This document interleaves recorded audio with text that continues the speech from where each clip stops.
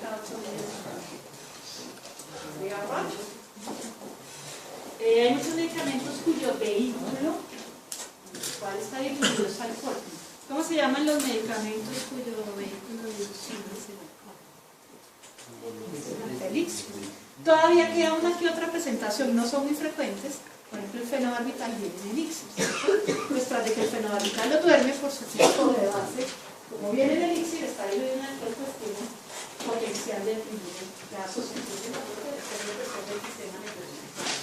Anestésicos, anticonvulsivantes, todos, en mayor o menor grado, las benzodiazepinas, los antihistamínicos, ¿no? Que cada vez vamos en más innovaciones y a pesar de mejorar las generaciones siguen teniendo efecto depresor a nivel del sistema nervioso central, pero especialmente los de primera generación. Y dicen, no, pues no los uso, sí los usamos, ¿cierto? Pero es que los de segunda, tercera generación y de ahí en adelante, pues no están cubiertos en el famosísimo OS. Entonces los de primera generación, si vamos a formular, a veces tenemos que limitarnos a un Bademecum limitado con los errores de la redundancia, parece que no son de ese sistema. Entonces tendremos clorofenidina, tendremos hidroxicina, que todos pues, son defensores del sistema nervioso. Por el contrario, hay otros que producen estimulación del sistema nervioso central, las anfetaminas, la cafeína, entonces los chinos a tomar principio todos. ¿Dónde hay cafeína? La Coca-Cola. Vamos a olvidar de formular Coca-Cola. Y de consumirla. Todos ustedes son Coca-Cola. La primera indicación de los cero gaseosas y paquetes. Y las todos ahí con gaseosas. La cafeína se utiliza para control de apneas en los niños prematuros y para otras entidades, no es el típico, sino que como medicamento se puede utilizar. Y su efecto es similar en este aspecto, como similar del sistema nervioso central al de las metilsantinas, la anafilina y otras santinas que se siguen utilizando. Bien. El metilfenidato, ¿quién se acuerda de qué es? Ustedes van a ver que se sobrediagnostica una entidad en los niños que se llama el síndrome de hiperactividad y déficit de atención. Entonces, cualquier niño que tenga una inquietud moderada, como corresponde a un niño, pues está aburrido de estar sentado en la silla en el colegio con ustedes, después de que llevo una hora aquí parada, pues a ver, no se cansa, ¿cierto? Usted quiere parar, darle una vuelta, pues un niño con mayor razón. A los 5 minutos de estar sentado en el puesto, pues se aburre, se para. Entonces la profesora dice, el niño es hiperactivo y lo a consulta con usted. Y llega al consultorio, les desbarata el consultorio porque sigue estando aburrido. Lógico, hiperactivo, pum, Ritalina. No hay de otra, que hay que calmar. Entonces se abusa del diagnóstico y de la utilización de los medicamentos para su tratamiento. Los niños de por sí son inquietos, se dice disfrutar porque saben que si no los hacemos todos. Hepatotoxicidad, muchos medicamentos, pero el principal de ellos es el acetaminofén, que es, por definición, el medicamento más usado. Más usado y por ende más abusado. ¿Cuál es la dosis del acetaminofén?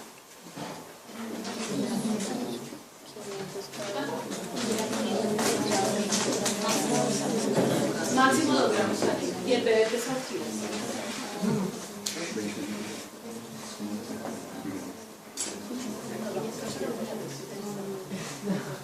Esa es la primera que se aprende y se la van a aprender ya.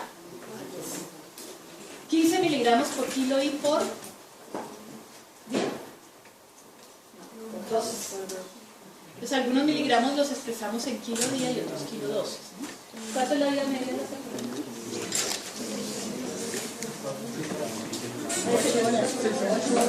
Vida, ¿no? 8 horas. Pobre niño, no le van a dar la temperatura. ¿Cuánto? 4, 4 horas.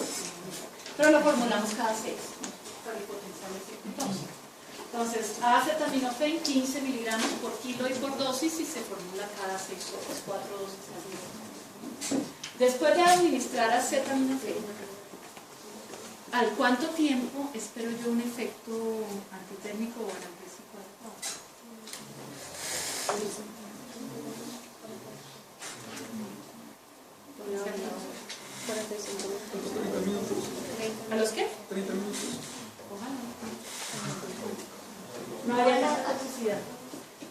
Esto se inicia más o menos a la hora de administrar. Con una meseta que dura entre 2 y 6 horas, ¿cierto?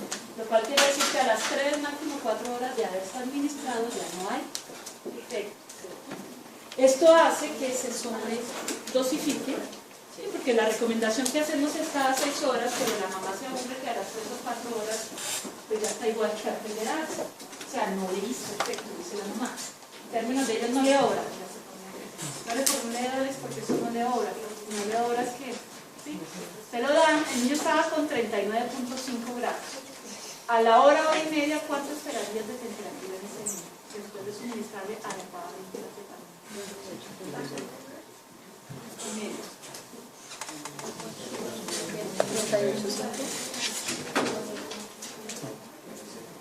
38.5. En el mejor de los casos baja un grado, 1.2 grados. Entonces ese niño que estaba inquieto, irritable, con 39.5 de temperatura, a las 2 horas del doble se está con 38.5. O sea, para la mamá sigue igual, sigue con fiebre. ¿Qué busca uno con el acetaminofén?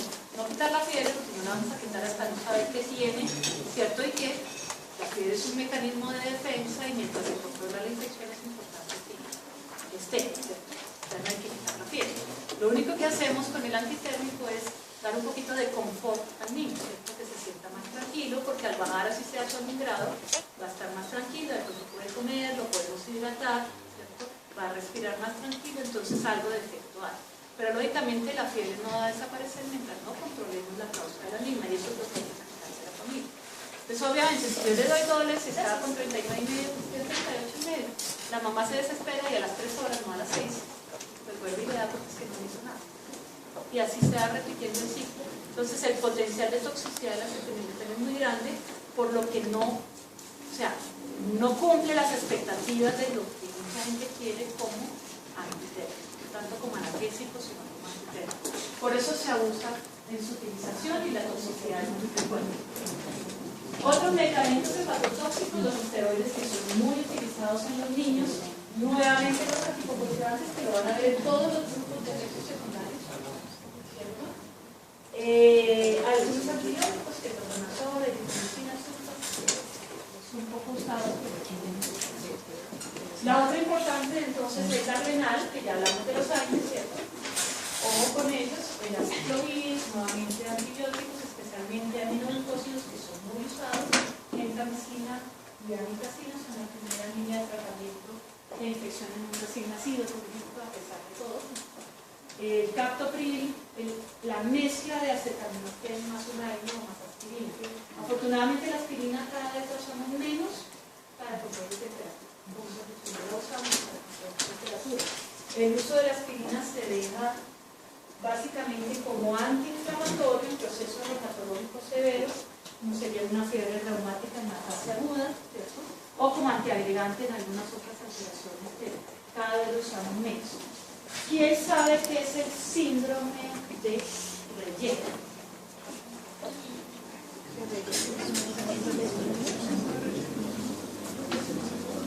Es una insuficiencia hepática. No por acetaminofén, por aspirina. ¿Y en qué caso se presenta? Porque tiene una asociación muy clara con esta cosa.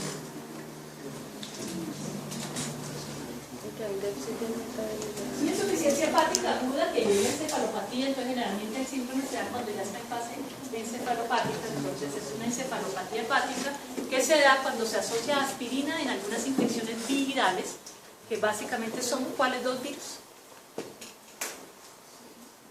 ¿Cuál es la infección viral más frecuente de los niños? ¿Qué? La gripe, influenza, muy bien. Uno de ellos es influenza y el otro varicela. Entonces, ¿por qué se dejó de usar? Porque cuando un niño tiene fiebre y mocos, que está incubando alguna infección viral, no sabemos qué tiene, ¿cierto? Y si a todas las gripas o mocos con fiebre le damos aspirina, alguno de ellos realmente tiene infección por influenza, no todas las gripas son influenza, ¿cierto? Hay rinovirus, todo lo demás. O podría estar incubando una varicela. Entonces, si asociamos con esos dos virus aspirina, se produce el síndrome de Raynaud, la encefalopatía hepática. Por eso no lo recomendamos.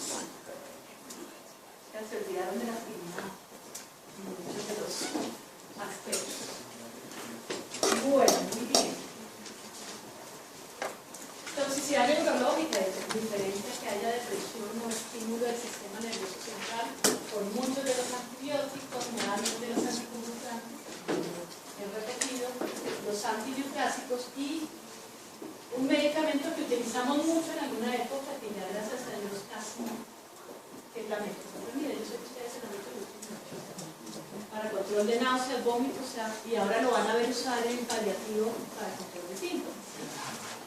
En los niños, el grave problema es que la dosis terapéutica de la metoclopramida es muy cercana a la dosis dosis. Se utilizaba con mucha frecuencia en una entidad que también se sobrediagnostica en niños que se ustedes saben que los niños, sobre todo los que reciben lactancia solamente materna o artificial, con frecuencia tienen un poquito de arrieras o si hay una mala técnica alimenticia, no sacan bien los gases, puede vomitar un poquito después de las comidas. Entonces, todo el niño que devolvió un poquito de tetero, vomitar, reflujo, igual, ya se usó muchísimo.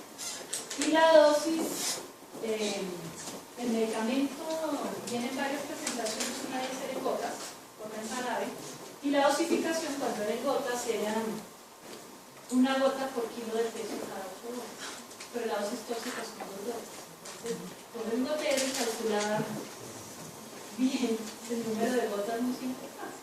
Entonces, por eso hay muchos niños que hacen cuadros de extrapiralismo secundarios a la mala utilización de la metformina. Tal fue el problema que, por ejemplo, en nuestro medio el Placil en gotas desapareció. Ya no lo consumen. Hay otras marcas de metoclopramida que las pueden conseguir en gotas, pero olvídense ellas porque no las vamos a usar. O no las debemos usar.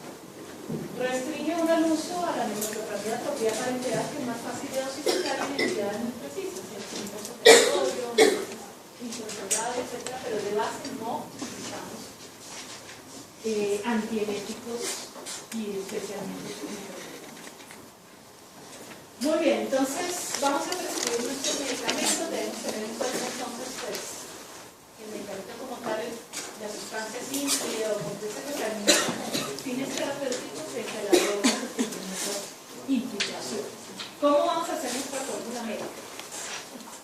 Esta presentación es para una fórmula para tratamiento ambulatorio. Haremos ejercicios con fórmulas en el área hospitalaria. Entonces, ¿qué debe incluir? Primero, tener en cuenta el medicamento que vamos a utilizar, ¿cierto?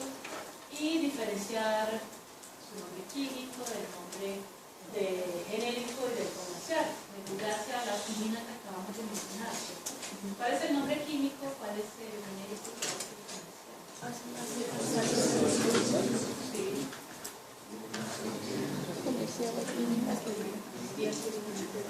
¿Qué debemos tener en cuenta? Las indicaciones, ¿cierto? Que el fármaco realmente esté justificado frente a lo que queremos resolver. La dosis, por kilo de peso, la frecuencia a la cual la vamos a administrar, la vía de administración, existen múltiples vías de administración, la presentación comercial, ¿cierto? Entonces, con respecto a estas presentaciones, les recomendamos que hay muchas sólidas y líquidas, las principales sólidas, tabletas, cápsulas, grajeas, perlas, polvos, granos. ¿Qué diferencia hay entre una tableta de una cápsula, de una grajea, de una perla?